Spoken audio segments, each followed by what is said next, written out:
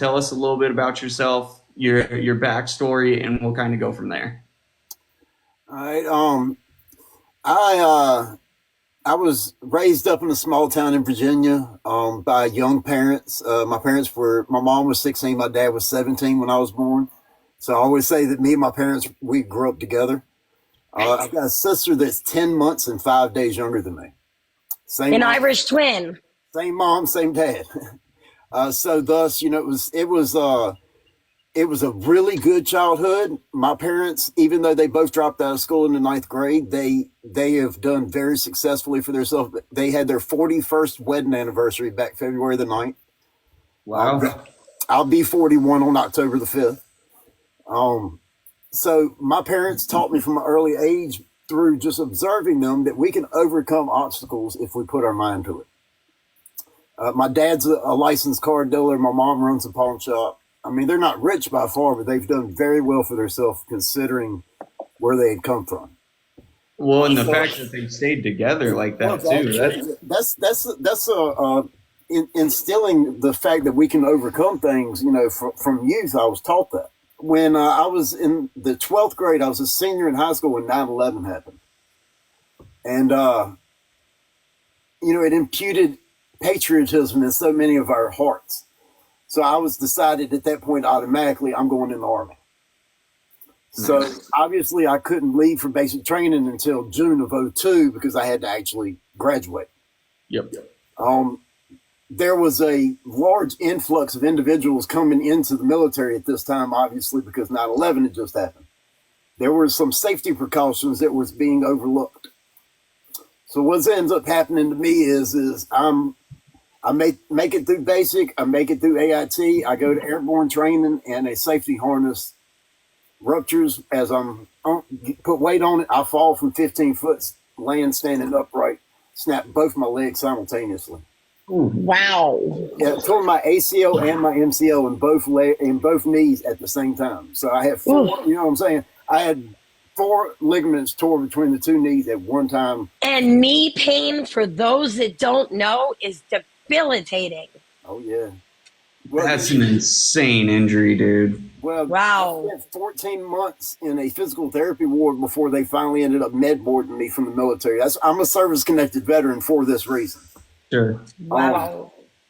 So I get discharged from the military now remember, this is in 2004 when I get discharged, at the peak of the overprescription epidemic we had going on. So I'm discharged from the military. If anybody knows anything about VA medication, in general, they over-medicate you. Mm-hmm. So you add the over-medication of the VA in general, plus the fact that we're at the peak of when the doctors were freely handing them out like candy. I'm discharged from the military with insane prescriptions. Never took anything stronger than Tylenol in my life before I went in the Army. Wow. For the next 7 years, I'm taking them legally. Didn't even realize I was an addict until the rug got pulled out from under me. You didn't know anything about dependency at that time? Oh, yeah, no. Had no clue that I was simply going by doctor's orders. Now, don't get me wrong. Before the 7 years that I went to the pain clinic and got them was up, I had already gotten to the point where I was abusing them. I was not doing right. I'll admit any of that. But the initial feeding of them was 100% because the doctor told me that this is what you need to take. This is how often you need to take them, and so on. Did you end up having a lot of issues with the VA with, it's kind of already an issue, but I know the VA has a lot of struggles with taking care of their patients just because there's so many people that they end up having on their kind of registers.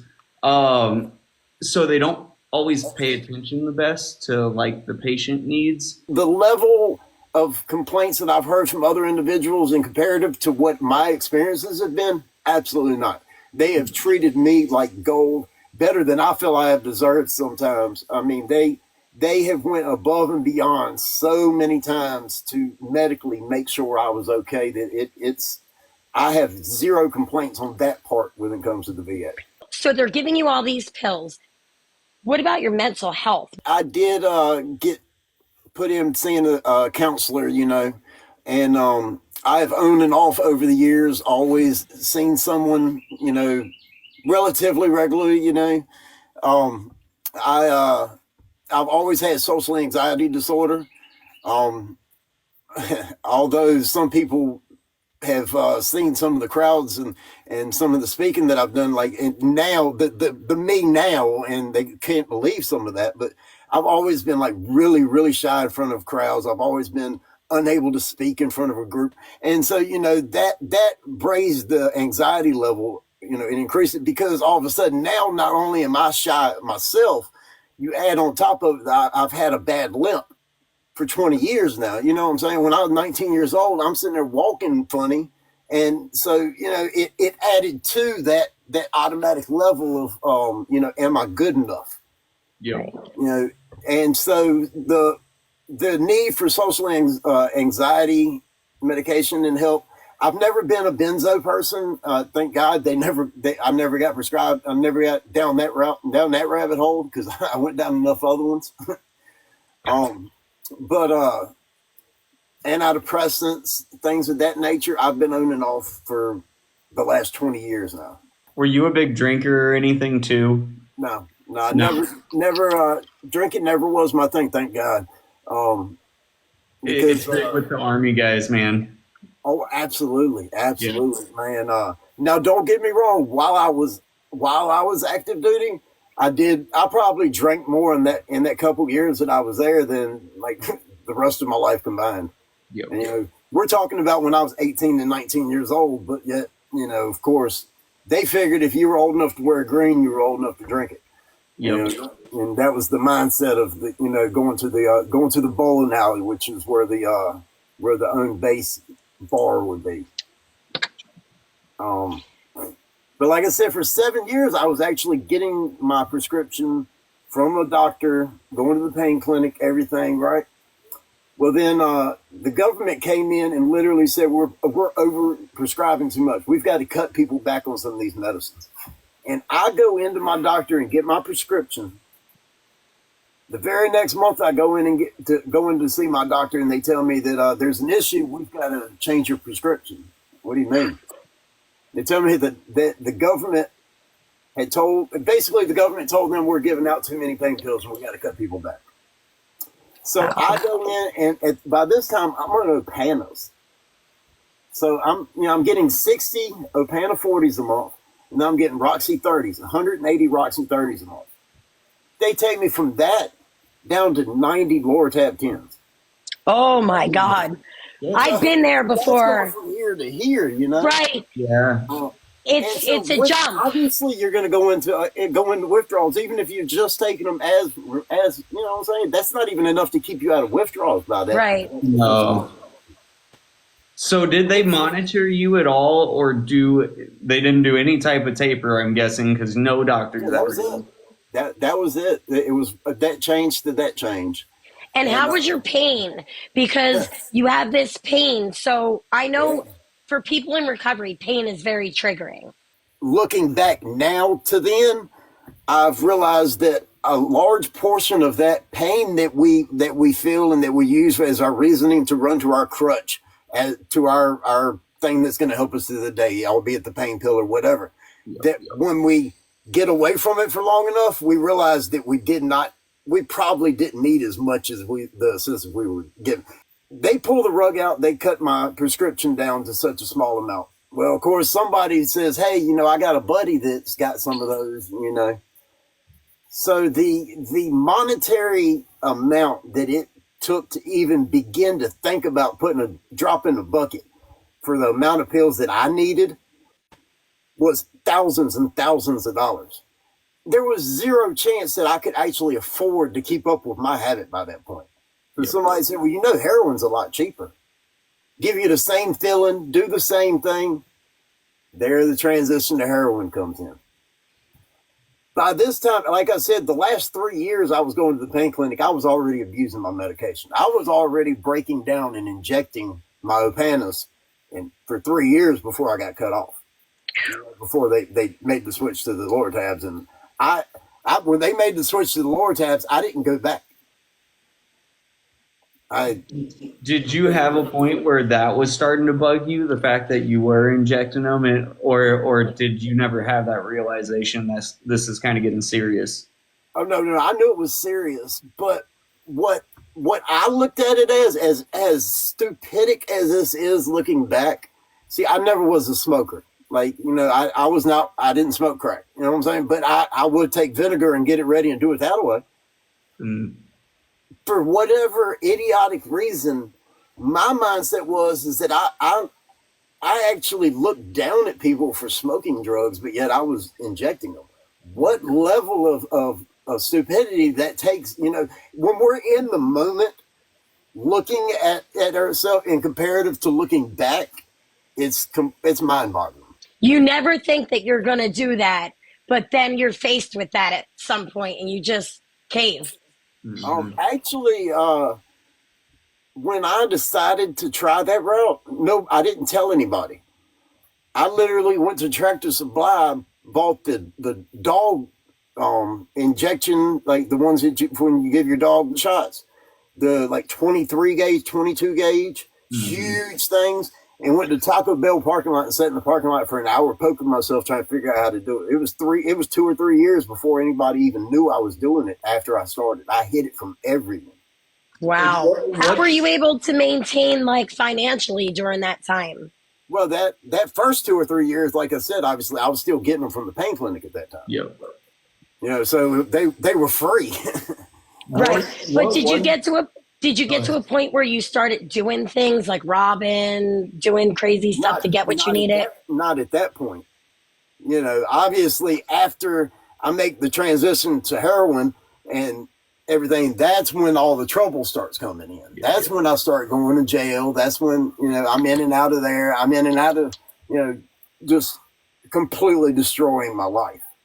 But as of this point right here, no, I never even had handcuffs put on until I was 30 years old. First time I Wow. ever had a pair of handcuffs put on, I was 30 years old. And, I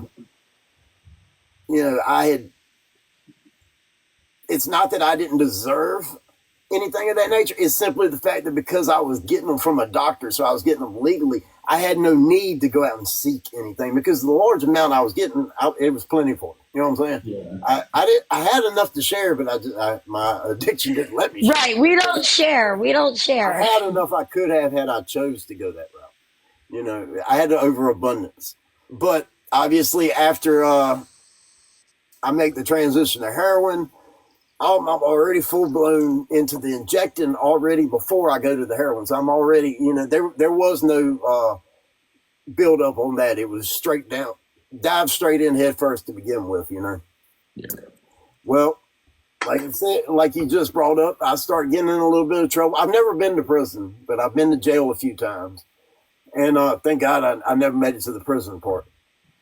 Well, on November the 8th, 2022, I got locked up for a probation violation. On December the 16th, 2022, I go to court. The judge releases me time served on my probation violation. So I leave out. Remember, I've been in jail for a little over a month now. I leave out. I went and go get me $20 worth of fentanyl. I did it. When I came to, I had ice had done been put down my pants. I'm all confused. I don't know what's going on. I get explained to me that they had to Narcan me 3 times. They brought me back. I looked at them and said I was finally where I wanted to be. Why in the hell would you do that to me? Was there a point where you were like in jail or anything, and you were just like you wanted to stop, or was it that whole time you were thinking about using? Oh no, I was planning on using and doing exactly what I was working on from the second I walked out that door. Right. Your mindset is already made up. I've been there before. It's like the Oh yeah. first stop you need to make. Yeah. Well, see, and you got to remember, with me being a disabled veteran, by the time that month I'm in there, so thus I've got a disability check that's already kicked in, so I'm walking out the door with a couple grand. Yep. Um, but I had no family ties, I had no friends, I had nothing, so I'm leaving out to go be homeless. And so that's why when I did that $20 worth of stuff and it killed me, I told him that was where I probably wanted to be. So I got up the next morning and called my guy and said, dude, can you bring me $80 worth? And I did it all at one time because I told myself they used all 3 of the Narcans we had in this house last night. They're not going to be able to bring me back this time. Wow. You were And on a mission. I wake up 6 hours later. That's done happened. Wow. When I came to, I'll never forget. I come to and it's dark in the room. And right about midway down where my calf was, there's something sticking out of the side of my leg. I've got the most intense pain you've ever felt in your entire life.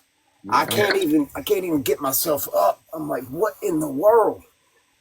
I thought somebody had broken in this little trailer I was in and stabbed me, and that it was the knife stuck in the side of my calf that I'm seeing. And so I started yelling. My buddy, it's the guy that narcaned me the night before. He comes running in there. I said, dude, I've been stabbed. I've been stabbed. He flipped the light on. He said, oh, my God, no, you've been burned. I looked down, and that thing that was sticking out of the side of my calf was where I had been burned so bad that my skin had basically liquefied and it puddled down and recongealed, and that was a crystallized skin. That was basically like a burnt scar that I was looking at sticking out right there. And obviously you didn't feel any of this because you woke up hours later. So that's crazy. Yeah. The best we can tell, it was about 6 hours that I was unconscious. Wow. 85% of my leg was 3rd-degree burns. I've got a skin graft that goes like all the way up here. Oh my God. They take me. Of course, the ambulance comes and gets me, and they take me to the hospital and everything. I'm in the burn unit ICU down at Chapel Hill in North Carolina for 56 days. And I go through 6 surgeries during that time period. And what they do in a burn unit when you have burns, they have to scrub those burns, correct? Mm-hmm. And it's daily. Can you explain the pain and agony that you were in at that time? See, the way it worked is I was on Dilaudid, right? Right. They would give me oral 10 milligrams of oral Dilaudid once every 4 hours, and then 4 milligrams of IV Dilaudid once every 4 hours. Okay, and so I had them staggered, so it'd be once every 2 hours I was getting one or the other. Right. So they would bring They would bring my 10 milligram oral dose of Dilaudid at 10 a.m. And then at 12 p.m. they would come back and give me that 4 milligram IV dose. So I was getting 12 doses a day between that. And then when they did the bandage change, which is what you're talking about, when they would come in and basically get like a little sponge bath and change bandages, I would get an extra dose of each. Mm-hmm. Okay, so they would come in and they would give me another oral, and then come back 45 minutes, and they would literally give me the IV and then change. Boom. So I was getting 14 times a day. 7 times I would be getting 4 milligram shot. 7 times I would be getting a 10 milligram oral of Dilaudid. And I'm on a ketamine drip simultaneously. Do you feel like the ketamine helped? It's hard to really say because I had so much in the mix. You know what I'm saying? I really can't say what did and what didn't help. I was in another world for a lot of that 56 days.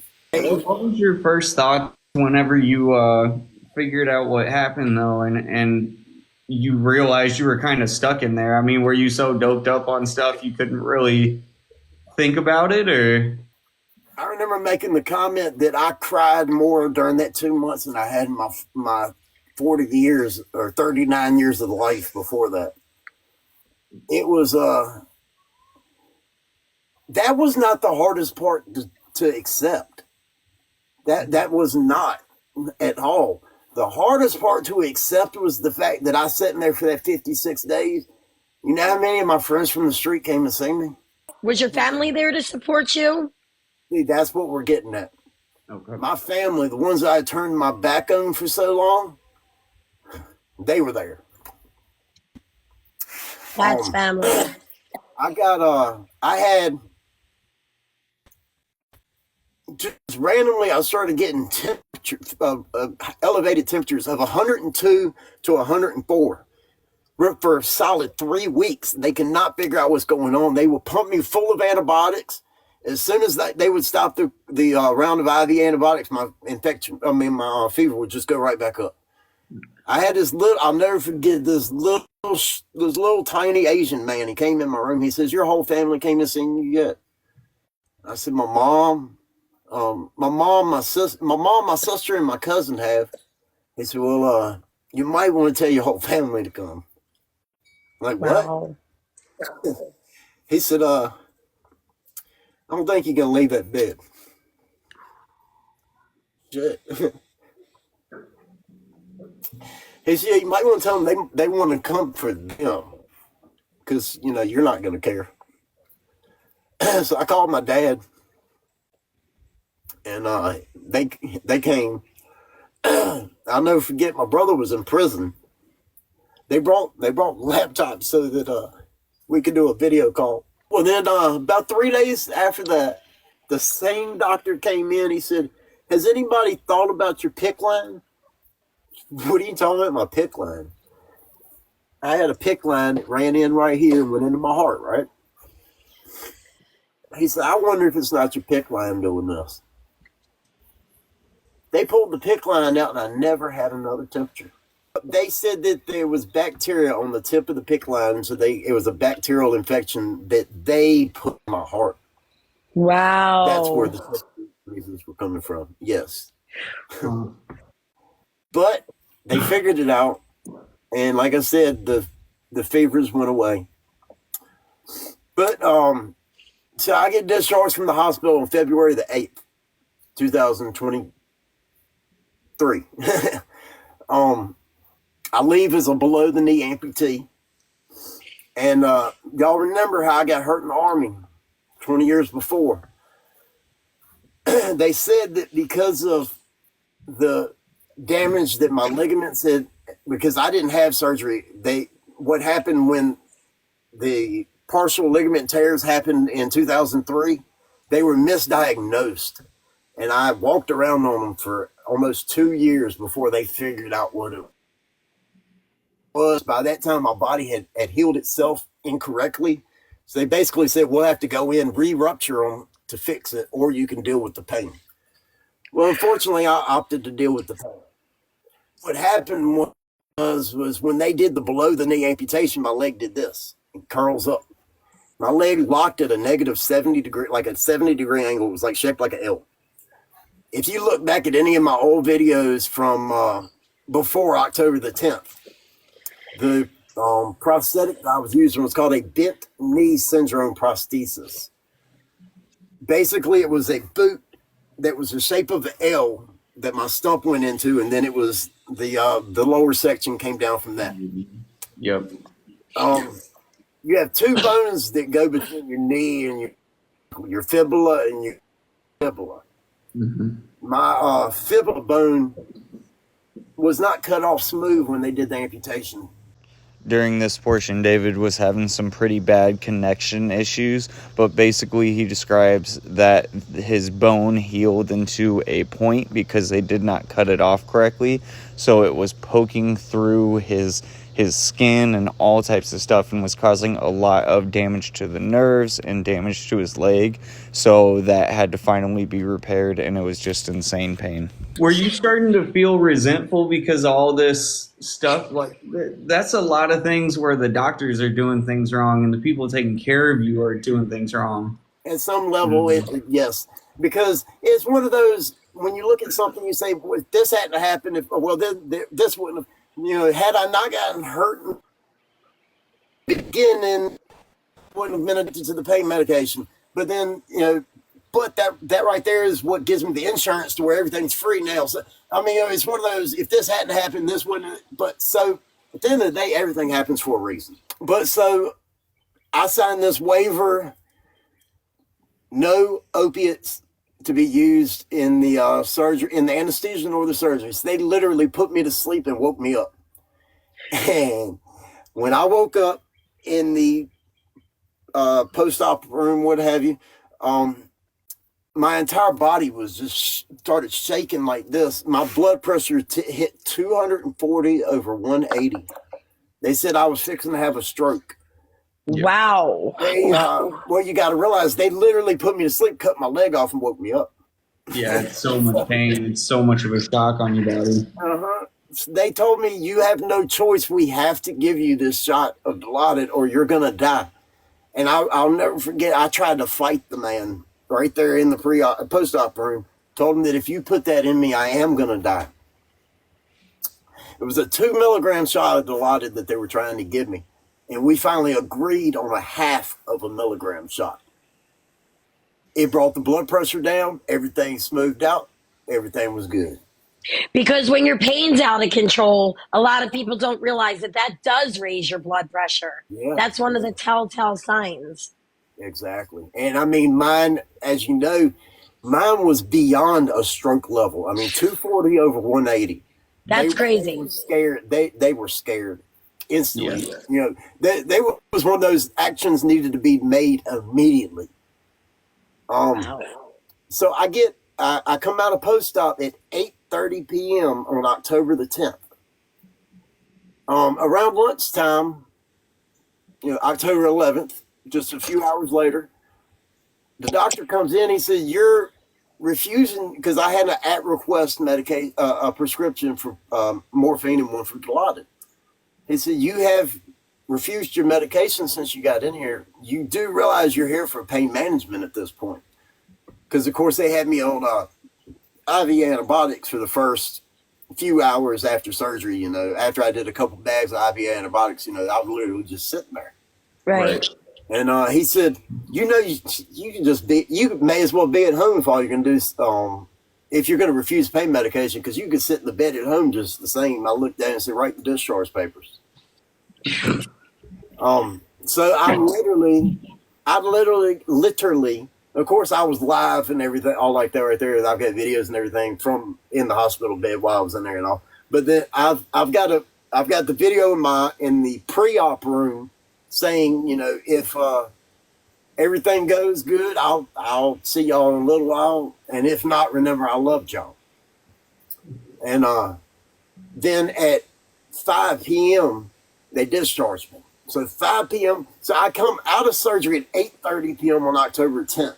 I was discharged from the hospital at 5 p.m. on October 11th. Wow. Yeah.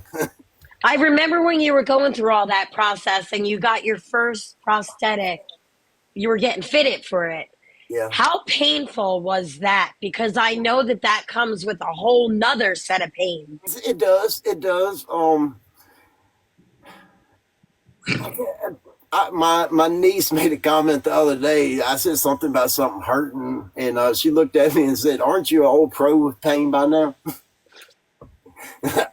I mean, not to be funny, but I have a really, really high pain tolerance.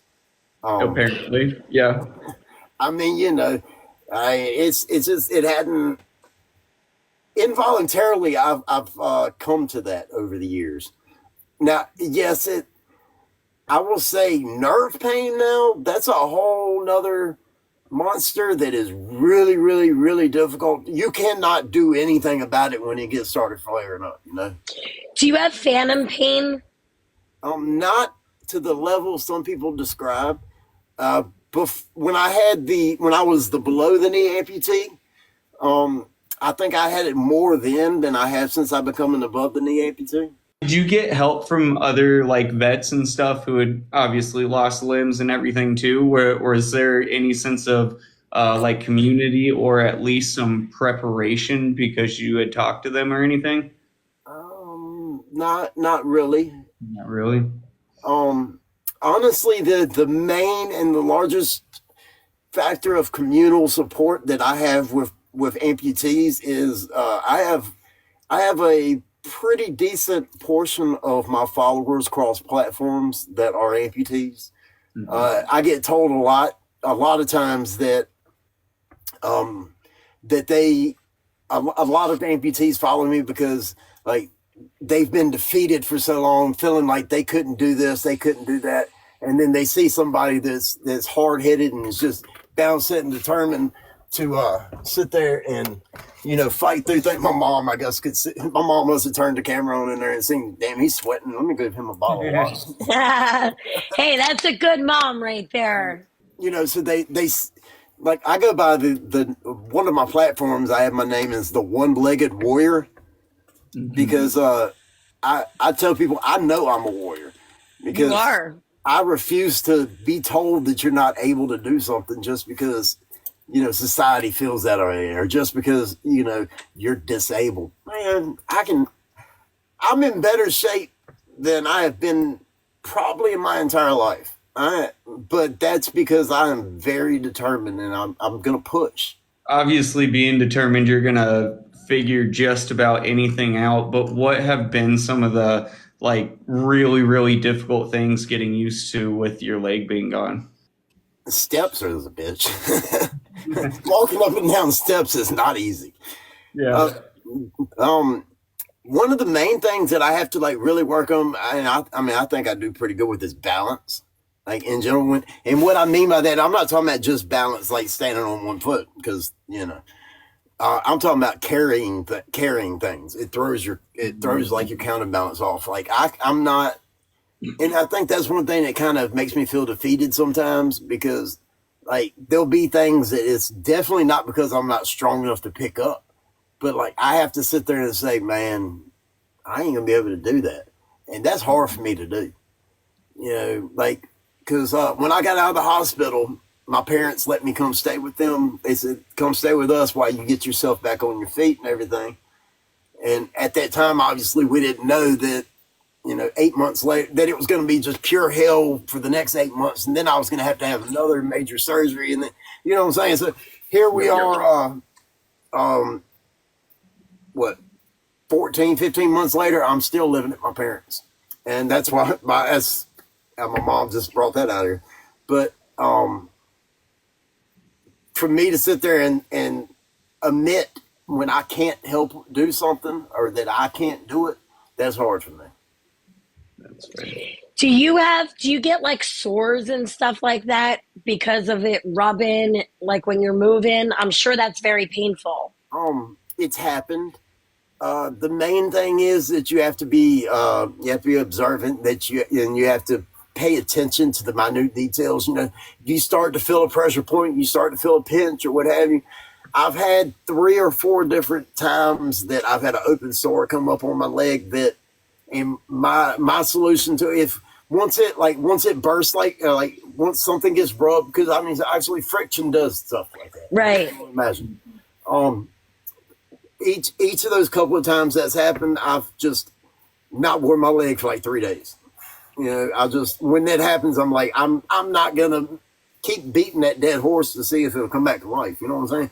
I'm just gonna take the leg off and let it heal, and then I can go back and reevaluate the situation. Have you kind of upgraded as time has passed, or has it been the same type? I actually just went Thursday, 3 days ago, and had my had a appointment with my new prosthetic doctor. I'm actually getting a new leg. This right here is my 5th leg. Which you gotta remember, where I was a below the knee amputee, so I had that bent knee syndrome prosthetic. So thus I had to go through the preliminaries for it. I had to go through its final copy, and then I have another amputation done. Obviously that leg's no good anymore, so then I had to start the whole process back over. That's why I've had so many. Right. Basically, the way it works is you have residual fluid in your stump, right? So what happens is, my leg, I wear this compression sleeve as the first layer, and you think about how it's constricting continually, right? So what happens is that constant pressure squeezing on the leg makes that excess fluid come out, get pushed back into you. You know what I'm saying? So thus throughout the day, my stump will get smaller throughout the day. Wow. So what you have to do is I have the that this right here, this is a sock. And what I have to do is these are all color coordinated. Like this is a green one, that means it's a 3. I have 1, 3s, and 5s. And basically what it is that's ply. You know what I'm saying? Like that's a 3. So that's the equivalency to 3 of the 1s. You know what I'm saying? Yep. So what you have to do is you have to throughout the day add to it to where you have a sufficient fit. Sure. And basically the way it works is approximately 6 to 8 months after you have you get your permanent leg. I got mine on the 3rd of January. You will have reached basically your permanent size. You know, that excess fluid will have been squeezed out to a point that it pretty much stays basically the same. And so I'm at that point finally. Basically what happened is my stump has gotten so small that like now these socks right here, when I first got my leg, I would wear one ply sock. Like, you know what I'm saying? So it was just something there. And now when I get up in the morning, I put 2 5-ply socks on to start the day. So I'm wearing 10 layers of socks at the beginning of the day. So compression really helps because a lot of that, it builds like lymphatic fluid, right? And it's like you got to get that fluid moving. Yeah, basically. And that, and also the pressure from it, and you know how tight it is helps it to not move. Right. You know, it keeps it more stabilized. Also, you know. But so now by the end of the day, I'm normally wearing 15, 3 5s to 18 layers of socks by the end of the day. Does that get really hot and uncomfortable too? This is where that nerve damage stuff comes in at. Believe it or not, thank God. Somehow part of my nerve damage stuff in this right here, I don't feel hot and cold like you do. I was going to ask you, when you touch your skin, like on that area, do you have sensation at all, or is it? Sensation, yes, but not hot and cold sensation. Okay. I'm thankful. Because, I've got a 1/2 inch thick layer of stuff between me and that leg, you know? So Right. And I sweat a lot more than I did before. So, I mean, as you see, which I am sitting in the van, but I really believe like my body still feels all the heat, even though I don't necessarily feel all the heat, if that makes any sense. Yeah. It's like I'm still getting, the effects are still visually there, but my feeling of it isn't. And hey, I'm good with that. So obviously you're very strong-willed. You've been through it. You can handle yourself, and I feel like the people that know you probably understand you can handle yourself. But do you ever get, I don't know, not looked down on, but treated a certain way by people that don't know you that well because you have a prosthetic? Well, I'm the kind of individual that my character, my way of being, my principle, my way of being in general is if I can tell that you're slightly uncomfortable about it, I have dark comedy is the basis of my character. I'm going to make a joke because if I can tell you're a little uncomfortable about it, I'm going to make a joke that's going to make you feel really uncomfortable about it. Because hey, if I just go ahead and do that, it takes the legs out from underneath you for you're feeling uncomfortable. Hey, all of a sudden now you're joking about it. Now all of a sudden we're laughing, and you realize that hey man, I'm good. This is easy stuff. If you knew the shit I put up with the last 20 years, man, this is easy to put up with. You know what I'm saying? The life that we lived for all that time, that was the hard stuff. Yeah. Right, the constant chase, the chaos, the walking with the devil. Oh, this is easy. this is easy. The only thing, my only goal from day to day is just let people know, hey man, look, we can recover. We can move on past that right there. Hey, you want to come? You want to come with me and let's stand shoulder to shoulder and show people what we can. That's my only thing. That's my only focus now. Can I ask you a question about? So you jumped out of an airplane, didn't you? Yep, yeah. Can we discuss that? Oh yeah. If you watch the videography video that was taken when I landed, I let the guy know that I was already making plans about halfway down. I was making plans on how to make next year's better. What did it feel like to just jump? Powerful, releasing. Somebody told me that it was comparative to having a short stance of walking with the angels. I mean, it's just pure bliss and beauty. It was almost unexplainable how free of a feeling that it was. If you watch that video of when I did my jump, and you can just see just the most energetically level of pure bliss. I don't remember having that level of comparative with anything before. So it wasn't compared to like that first feeling when you take, when you go to your DOC. It wasn't like that rush. No, completely different. Now, were they concerned because of your leg situation? No. Did you have to sign away? Okay. No. The only thing, obviously, I couldn't wear my prosthetic. They said that, for safety reasons, we couldn't have that coming off, in the air. So, somebody's going to die if that happens. I mean, if that thing hit somebody falling. Yeah, we don't need that happening. No. There's the business that I did it at, Skydive Raleigh. It's in Franklinton, North Carolina. It's a guy named Mike Hollister that owns it. And I mean, it was a godsend for me to find those people. That man, he believed in what I'm about. The entire team that was involved that day still follow me on Facebook and everything. Some of them follow me here on TikTok, but all of them follow me on Facebook. He just basically just said, "Man, you got free reign.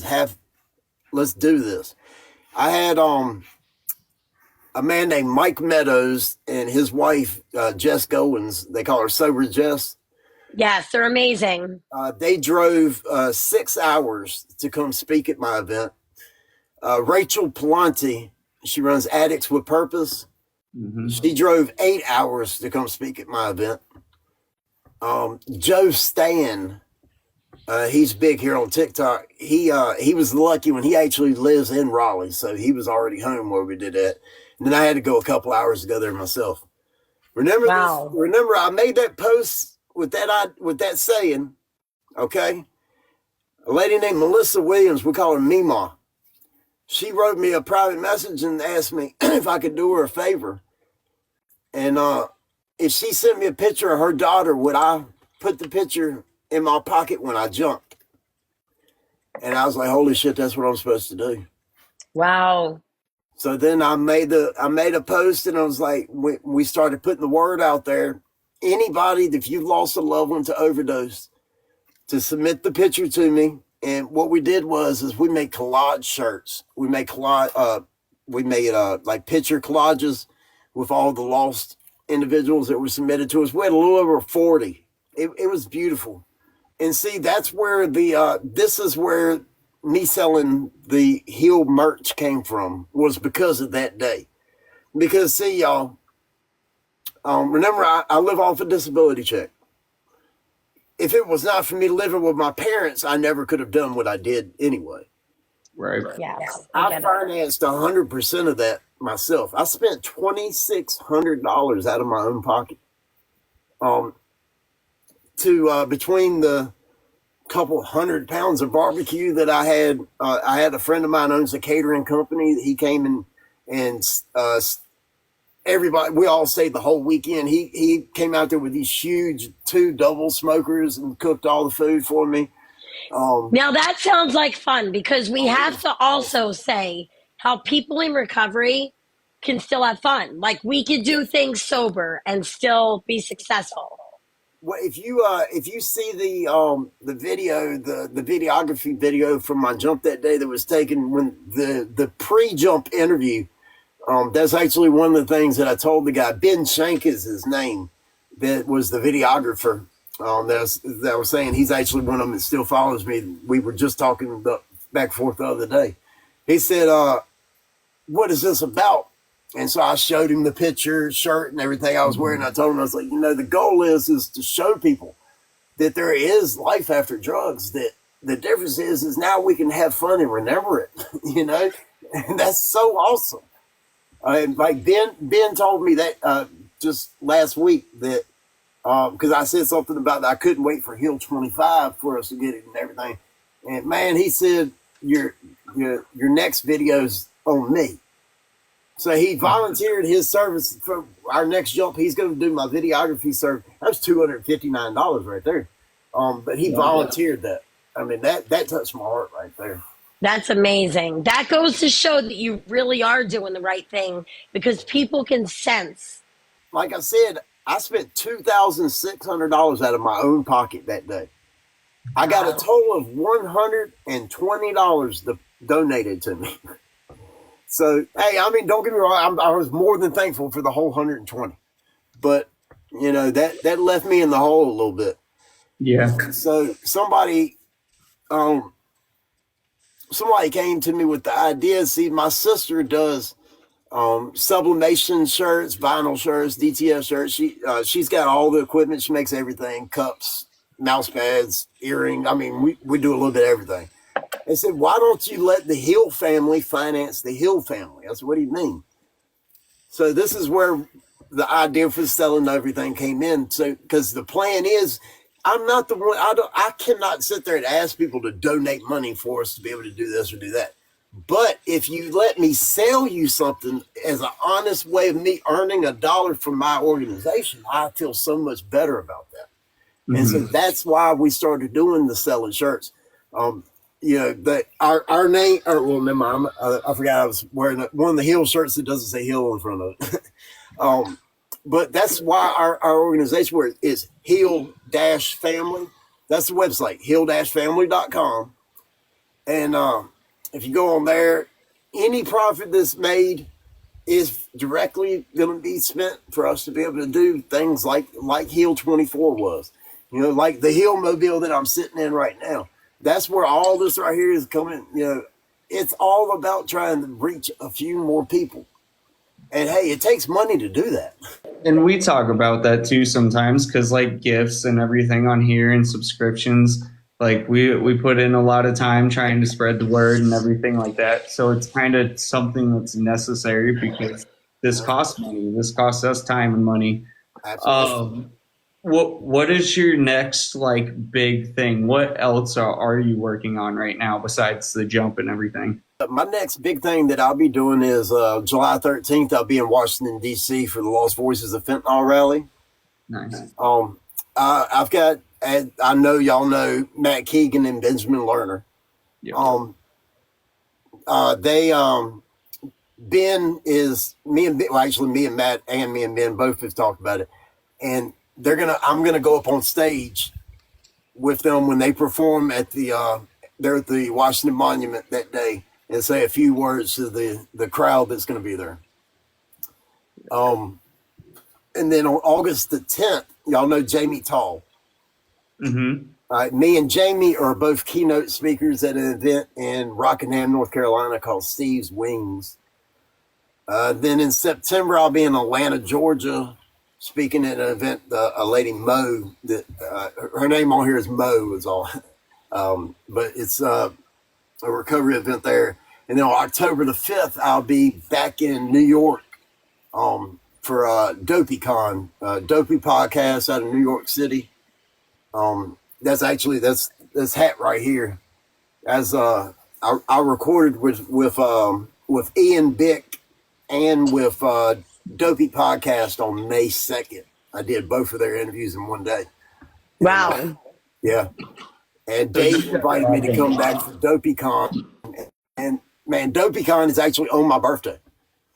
That's Dopey podcast. That's their big annual thing that they do is, but DopeyCon 5 is going to be on October 5th, which is my birthday. You're doing all these events and everything and speaking in front of all those people, and you talked about it earlier, the social anxiety, man. What's helping you control that? Because whenever you get sober, it eats you up a little bit, man. Back in August of, this past August, right? I was at a church at a fellowship breakfast, at a men's fellowship breakfast. I've never spoken in front of more than 5 people at one time before. You know what I'm saying? And albeit the Holy Spirit or what have you came over me, and the man asked if anybody else in the room had anything to say. I barked out and said, I do. Once you break the ice, it becomes easier, right? Anybody that was there that day can tell you, it were the ones that knew me previous to that day, that it was not me that was talking. It was the Holy Spirit speaking through me, because I spoke clearly, loudly, and got everybody in the room's attention.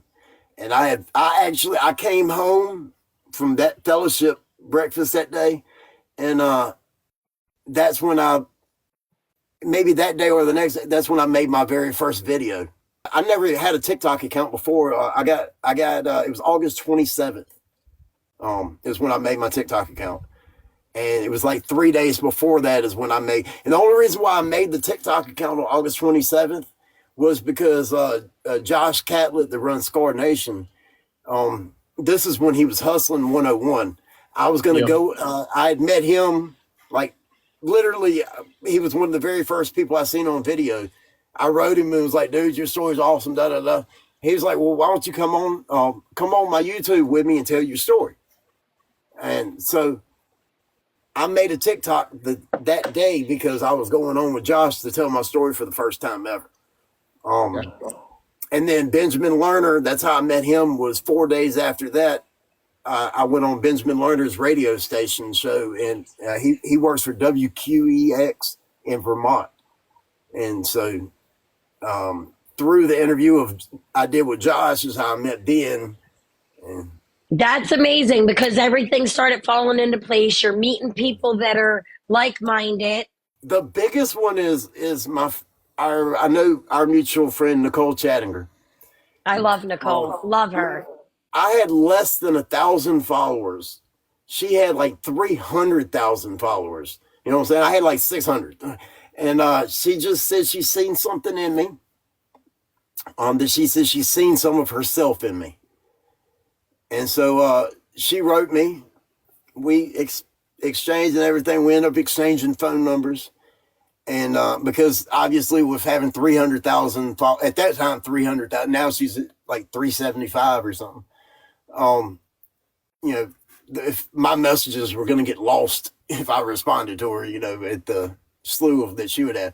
So she gave me her personal number so that way we could be able to, exchange messages and stuff without having the interference of, the other 800 people, 1,000 people trying to write her simultaneously. Right. The TikTok inbox gets flooded. Oh, yeah. Flooded. But man, that woman right there is a godsend. She has a social media manager, right? I'll never forget. She came back from some conference thing one time, calls me and spent an hour and a half on the phone with me, going step by step, explaining to me search engine optimization, keywords to use, how to set your profile up. I'm talking about how to remove the watermarks from your videos when you transfer them over from TikTok over to other platforms, so that you're not pushing, you're able to get to the For You. I mean, just stuff that nobody would freely sit there and explain to you and give away and take multiple hours out of their day to go step by step with you, like the level she did, if they did not truly believe in you. That lady right there is that's my best friend. She's got a heart of gold. I love Nicole. She does. She takes the time to make sure that she helps other people out, which is huge, because a lot of people aren't like that. Man, on July 13th, the thing in Washington, D.C., the Lost Voices of Fentanyl rally, Nicole and her husband, Brandon, are flying from Louisiana to DC. They're going to be at the rally. Love that. Jared and Brianna that run the Blacklist podcast, they're driving from Buffalo down to DC to be there. And then obviously Matt and Ben are going to be there. So I said, man, this is going to be like a family reunion with the family that's never seen each other in person. That's going to be amazing, though. Look at how people are coming together to help spread the word about what's really going on out there. That's how Kyle and I are, though, the same way. Like, when people message me, I always respond back to messages. Even if it's just like a little wave, I'll wave back, like, and keep it all recovery related, because so many people are struggling. So many people are fearful to reach out. It's nonstop. I mean, dozens and dozens and dozens and dozens every single day, pretty much. So yeah, it takes a lot of time. Without a doubt. If you don't do this unless you love doing it. Right. Yeah. My dad told me early on in me doing the social media stuff, he said, boy, you're going to be, you're going to be successful at what you're doing. I was like, what are you talking about? He said, because your motivation is truly helping people. You don't care if you ever make $1 off any of it. You really are happy just because you're able to help people. I mean, like everybody knows that, we never even spoke about the van here. I'm in the process of remodeling. This is a 1993 Ford Econoline E150 high top conversion van. And I'm in the process of completely gutting it and remodeling it and turning it into a camper to live in full time. I love that. What I'm going to do is I'm going to travel the country and go from recovery rallies, addiction rallies, fentanyl rallies, go from one to another across the country. And that's what I'm going to do full time. Okay. I mean, that sounds like a lot of fun, and right, and it keeps you going and doing things and engaging with people. That's important for your mental health. Well, see, and then remember, with me being a disabled veteran, I don't make a lot of money, but I make enough money to afford the gas and to eat and then my insurance. You know what I'm saying? I'll make enough to where I can afford to do van life. If I don't never monetize a single platform, that's not going to have a thing to make it or break it or anything in between. Now, don't get me wrong. If I monetize every platform, I'm not going to turn it down. But at the same time, it's not my purpose. I was going to ask too what you were kind of doing to, I don't know, just build on your recovery and stay away from everything. And it sounds like that's kind of it. You're focusing on doing all the events, building the van, and doing anything you can to just kind of keep busy and keep things going. Yeah. Your schedule is very booked up already, which shows that you started to like structure and routine. Is that like a thing for you? Yes and no. And I say, like a lot of things in my life, depends on the day and depends on what it is we're structuring. But for the most part, I do find a lot more of a need for things, to be actually structurized and need to understand what's going on before I go into a situation is a little more helpful than it was. We like to try and get like some words of wisdom and stuff from everybody whenever we're finishing up. What is like that number one thing? If you were talking to somebody who is struggling right now, what would you give them for advice? No matter how lost you think you are, no matter the situation, no matter how difficult it is, always reach out. Even if it's to an organization, even if it's to an individual, when you're in a time of need, no matter how embarrassed you are about how low you've been, reach out, because I promise you there are ones out there that will gladly be there for you no matter time, day or night.